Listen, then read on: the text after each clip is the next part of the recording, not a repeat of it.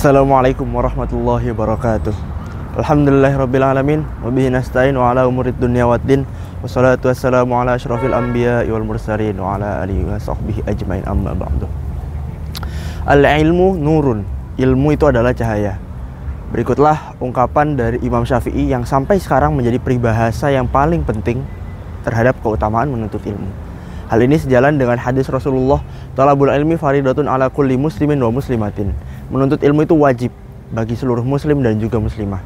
Dan juga hal ini sebenarnya sejalan dengan firman Allah Subhanahu wa taala yang pertama kali diturunkan kepada umat manusia, yaitu Iqra bismi rabbikal ladzi khalaq. Kita garis bawahi kalimat pertamanya, yaitu Iqra atau bacalah. Allah menurunkan firman kepada kita, yaitu Iqra atau bacalah pertama kali, bukan u'bud atau beribadahlah pertama kali. Hal ini dapat diartikan bahwa kita sebagai manusia sebelum melakukan sesuatu, khususnya ibadah, perlu adanya ilmu yang menempel di otak kita. Perlu kita mencari ilmu, perlu kita menuntut ilmu sebanyak-banyaknya. Karena jika kita melakukan pekerjaan tanpa adanya ilmu, maka hal tersebut akan menjadi sesat dan sia-sia, atau bahkan bisa salah sama sekali. Dan juga makna kata Iqra atau baca pada beberapa tafsir itu tidak hanya diartikan sebagai baca tulisan, baca pendidikan formal, tetapi baca di sini juga diartikan untuk membaca tanda-tanda kebesaran Allah. Bagaimana kita melihat keindahan makhluk hidup, siklus hidup dari manusia, dan hal lain sebagainya yang bisa menandakan kebesaran dari Allah Subhanahu wa taala. Lalu dengan ilmu juga kita dapat menjadi manusia yang lebih baik. Manusia adalah makhluk yang paling sempurna karena diciptakan dengan akal untuk berpikir. Dan juga manusia berbeda tingkatannya tergantung dengan ilmunya. Hal ini sejalan dengan firman Allah pada surat Al-Mujadalah ayat 11, "Yarfa'illahu alladhina amanu minkum walladhina utul ilma darajat." Allah akan meninggikan derajat orang-orang yang berilmu setingkat di atasnya. Sehingga dari sini kita dapat menyimpulkan bahwa manusia yang baik adalah manusia yang memiliki ilmu. Lalu pada hadis dijelaskan, "Man aradat dunya fa'alaihi bi'ilmi, wa man aradal akhirah fa'alaihi bil'ilmi, wa man aradahuma fa'alaihi bi'ilmi."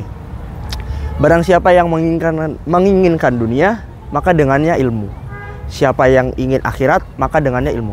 Dan siapa yang menginginkan dua-duanya, maka tentunya bagi mereka khususnya adalah pentingnya menuntut ilmu. Sehingga istimewa sekali orang-orang yang menuntut ilmu dan memiliki ilmu yang banyak.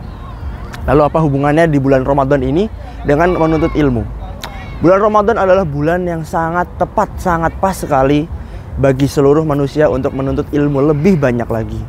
Karena apa? Bulan Ramadan merupakan bulan yang penuh berkah, bulan yang penuh dengan rahmat. Semua hal yang dilakukan di bulan Ramadan dapat menjadi ibadah. Tidur bisa menjadi ibadah, diam bisa menjadi ibadah. Hal ini dilakukan jika memiliki niat yang baik. Apalagi jika pekerjaan yang dilakukan merupakan pekerjaan yang positif, seperti menuntut ilmu. Tentu saja pahalanya akan dikalikan berkali-kali lipat. Lalu apa yang bisa kita lakukan selama bulan Ramadan ini untuk menuntut ilmu? Banyak. Mungkin kalau misal Ramadan biasanya ada pesantren kilat. Itu salah satu cara untuk menuntut ilmu. Kemudian dengan apa lagi? Dengan datang ke pengajian, datang ke dakwah-dakwah, mendengarkan kultum, atau yang paling simpel jika tidak ada orang yang lain, kita bisa melakukan penuntut ilmu sendiri. Seperti apa? Mengaji Al-Quran, tadarus Al-Quran. Hal ini dapat memperbaiki bacaan kita, mengetahui tajwid dan makhorijul huruf dan lain sebagainya. Dan juga kita bisa membaca terjemahannya, bagaimana apa arti dari setiap makna dari kalimat Al-Quran. Ilmu merupakan salah satu cara untuk meninggikan derajat manusia. Ilmu merupakan yang sangat penting.